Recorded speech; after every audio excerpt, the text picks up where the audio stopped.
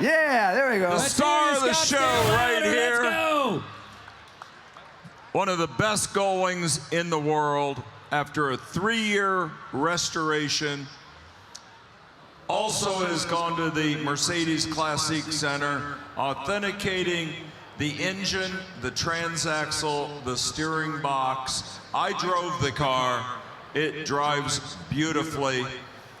This is the original silver color on it. They did add the Rudge wheels and the fitted luggage. Has summer and winter seats for it, full leather, the cloth inserts. We've sold a lot of Gullwings. I've owned 3 of them. This is the nicest one I've ever seen. Turnkey. It did the first day on the Colorado Grand to help sort it out. The consignor took it back, tweaked the suspension. You stab the brakes, it stops dead straight, it shifts, it runs beautifully. Let's get a new owner. Originally delivered in Italy, made its way to the United States. Number 225 of 311 hand-built 300 SL Gullwing coupes.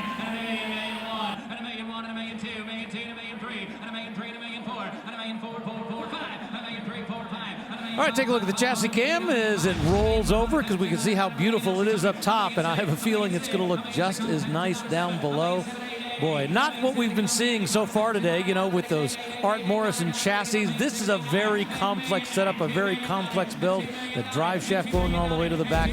Boy, nothing simple about this. And look at the bid right now. Well, we did catch a glimpse because it's mounted somewhat sideways on that direct fuel injection on the 3-liter 6-cylinder. Horsepower around 240, top speed about 160 miles an hour, which in 1956, that was really something. The intriguing thing about this car is this was developed from a race car. In other words, a lot of times when car manufacturers build something, they build it and then they go racing with it. In this case, Mercedes went racing with the 300 SL and then they developed the street version afterwards. So this is a development of a true race car. And that's the practical reason for the Gullwing doors. It's a race car with a tubular chassis. That door frame is very high and very wide, and they needed to figure out a way for the drivers to get in. The Gullwing made sense, and it looked fantastic. You're right, it was dictated. The bottom of the door height was dictated by the chassis, and the steering wheel swings not away, but it tilts forward at the top for ingress and egress. And the reality is this car is automotive royalty. When you do your top 10 list of the greatest cars of all time, not only does this deserve a place, this easily stands a chance of being the #1 car. You look at the trends, the direct fuel injection, the Gullwing doors. You look at those headlights. Take a look at what came out in the Corvettes years later, and you know, throughout the 50s, and essentially everybody was copying this look.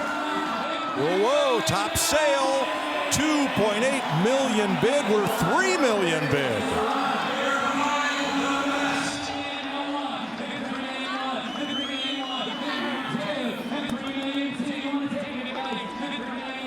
Well, just a top-notch restoration in the finest color. They added the Rouge knockoff wheels. That is perfect. $3.1 million.